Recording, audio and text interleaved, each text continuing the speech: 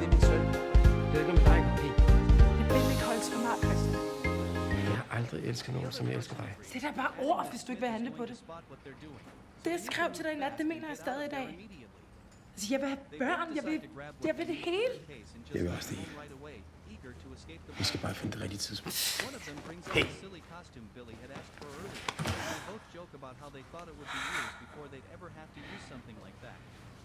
They start going through all the stuff they bought for someone named Henley, wondering why they even let things drag on until the very last day. Amid all the chaos and rushing around, one of them pauses and admits they still care about the people they're leaving behind, especially the women they've met along the way. They're clearly fed up with the whole messy situation, venting about how crazy and stressful everything